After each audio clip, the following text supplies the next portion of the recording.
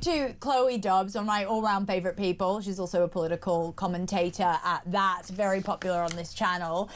She's been leading the sort of charge for the removal of the Oxford Union president-elect. I think you guys will remember him. His name is George Abaraonye, and he's the person who sort of straight away put in the group chat, Charlie Kirk got shot, let's go. I mean, he's a really disgusting individual, and he's kind of at the heart of all this horrible, horrible sort of liberalism that Oxford has been captured by, but in a very, very dark and insidious way. Chloe, I want to bring you in to talk about this. Thank you for coming on the show. No worries. Thank you for the impressive intro.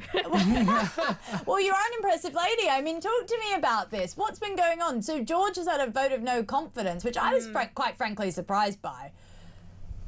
Yeah, so we had the vote of no confidence, and it took a very long time to get the result. It was absolute havoc in there. I have a friend who's an ex-returning officer who was inside that count, and he said it was the most hectic one that he has ever seen. He's been at counts for over like the past decade, and many of them. And it went on. The polls closed at 8 p.m. on Saturday, and we only found out the news yesterday morning. You had 1,000 proxy votes and 800 and something votes in person. And proxy votes, most union elections votes are in person, because in a typical union election, a termly election, it's only really the students at the university at the time that really care about it and want to vote. But quite rightly, there were many Life members all across the country who desperately wanted to vote in this, because this was a national, or well, international scandal. We even had Americans like Elon Musk and Ted Cruz getting involved, tweeting about it. Yeah, it's a really bad look for our country, isn't it? I mean, a university that used to supply us with some of the finest minds, now this is who they kind of let in.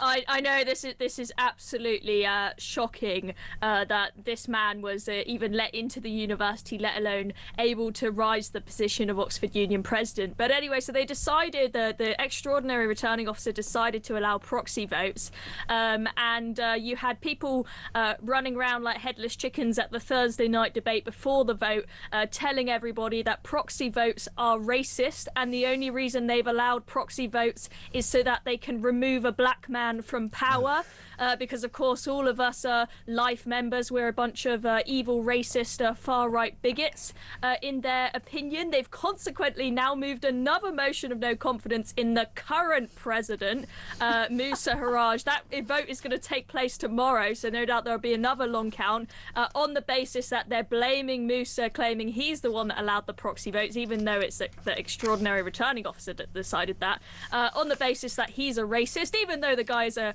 Pakistani, he's a man of colour himself. So, I mean, it's typical activist student politics. It's crazy. And in that count where they had 1,000 proxy votes to go through, what we heard was that the count reps representing George's team were causing absolute havoc, intimidating the returning officer, heckling him, every single one of those proxy votes, trying to find a reason why it's invalid, and hence it was chaos. They suspended the count at one point. There were arguments being made by George's team that the count was illegal and it needed to just be stopped and thrown out for a later date. They tried to just get rid of it. There had to be phone calls made to lawyers, but we finally got a result, and he lost pretty Hallelujah. 1,228 votes to get rid of him versus 501 to keep him. So quite a clear result, and you would think that he would accept that, being about 70% of the vote to get rid of him. But no, he is in denial. He's throwing a tantrum, saying, I'm still the president, and of course he's appealed it, which now means we'll have to have a tribunal panel convened to go for... I mean, it just never ends. This is reminding me of like the current Labour government. We always look at Oxford as a sort of microcosm for what Westminster could be in the future. Well, you know, making me very depressed. Christian Nemitz, who you may have heard of from the IEA, he tweeted in response to all of this madness, saying, just a warning, this is what Westminster will look like if you have the Green Party and the Zara Sultana Party running the show. We've already had a taste of that with the whole hoo-ha of who's running the party, Jeremy Corbyn Corbyn or Zara Sultana and all Well, that yeah, chaos. you're right. And it's also, I mean, this is the same man who wants to cry racism, but he got very, very low grades. Was it an A and 2 Bs to get into Oxford? Yes. I mean, that's absolutely unheard of. It used to be 3 A stars that you had to get into that prestigious university. I mean, he really shouldn't be blaming it on that. I think it's all about his intellect and nothing about the colour of his skin, and also the way that he reacted to a father of 2 being shot in the neck and subsequently killed. That could also be a bit of an issue, and then how he doubled down on it. He's just a terrible person. It's genuinely nothing to do with that. I mean, I can see you shaking your head or nodding. Nodding in agreement with both of you. Nodding in agreement with absolutely both of you. But what Pete's here, by the way, Chloe. Hi, Chloe. Nice to see you. What's really important in this story is the reflex to blaming race. That automatic kind of, it's because he's a black guy. You've done this because he's that. It is not the fact that the guy who is supposed to lead one of the most prestigious debating organisations in the world celebrated the death of a free speech activist. You know, it is not the words that he used that is the problem. It's the body he represents. That's what's really important about why he was not fit for that role. You know, we can talk about his academic references and all the rest of it, but he was not fit to have that position of such importance to free speech in the world for him to behave in that way. And Chloe, what you're describing there is going to be Westminster. It already is, to be honest. I mean, I'd spent most of my time there, and I'm 34 and look like this. It is absolutely astonishing, the parallels between what you're describing and just every day in Westminster now, because it is committee after committee after committee. It's extraordinary vote. It's this person did that. It is the student union on speed. It is astronomical, but it just doesn't surprise me. That's the sad thing about it. Well, you seem like a total rarity, Chloe, because honestly, when I think about even the last couple of weeks, we had that terrible, terrible Oxford student who had workshopped a chant. You know, I laugh because if I didn't laugh, I would cry, about putting the Jews in the ground, death to all Jews. They then subsequently found firearms in his family home. I mean, is this the type of student that Oxford is producing? Did you experience it while you were there?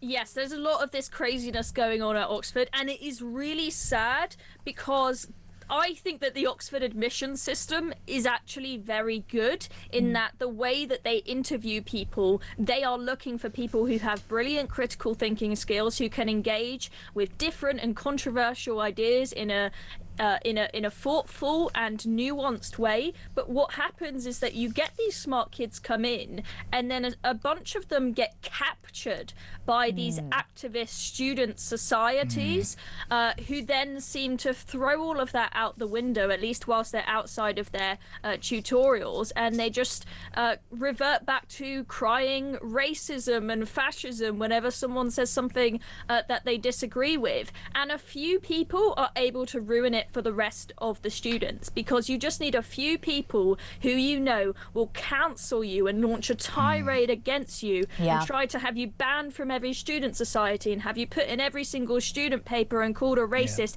if you say something slightly controversial. And the reason why that is so hard for university students is these are people who are about to apply for jobs. They are looking for graduate jobs, and they are terrified of the prospect of having a bad Google search with their name. And that's why you have people like George that think that because they're a person of colour, they can get away with anything, because if they call someone racist and they get an article in them in the paper that says they're racist, that they will never get a job. But unluckily for George, I'm not scared of that. I get called a racist every day in this job, and I'm self-employed, so I'm not applying for some job in finance. So I'm quite happy to attack him. And there are many old alumni who have been very vocal. But you're not a racist, Chloe. You're not. I know I'm not a racist. Yeah, that's the funniest part. This is a very common tactic in the student politics. Is we will try to call anyone a racist. You've also seen in the Oxford Union several cases of people making fake sexual assault and rape allegations in order to win an election against them. That can ruin someone's life and completely ruin their career. Can I chime in on and they this will do point? that just for power in the union, and that is vile. Can I just chime in on this, because there's a really important case of Alexander Rogers, the 20-year-old who was at Corpus Christi, and he took his life because of the cancel culture on the university campus. He was ostracised, he was bullied, Chloe's exactly right. You know, his name was run through the the university press. There is no standards there really of right of reply or any of that. And he took his own life because of it. This is a real cancer that is in the heart of our universities. And more importantly, it's in one of the top universities in the world. These people are going out all over the world to the top of our society. They're becoming our politicians, our lawyers, our corporate directors. That is why this stuff has to be rooted out so firmly in the universities. And it circles all back around. Racist, fascist. Who did they call that?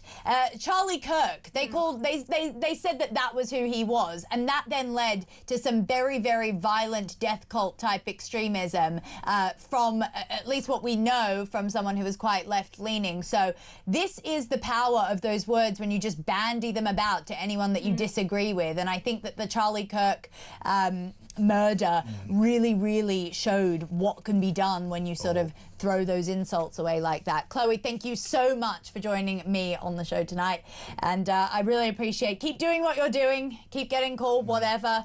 You know you're not. 0344 499 1000. What do you think of that? Should George have been removed? What do you think about our educational institutions? Are they all captured by left-leaning ideology? Is that going to be a problem for us in 20 years when these people start running organisations, like Pete said? I Look think at the courts. The courts are a prime example. The reason we have so many lefty judges right now is because of the captured academy. So we're living through the first generation, the first wave, if you like, of this kind of infected woke society. This is the point. It's backed up and it's backed up and it's backed up. So you can get rid of it in the law, but unless you get rid of it in the culture, it's always going to be around. And that's why taking back control of the universities is beyond important. Well, we're fighting back against it here at Talk. If you want to have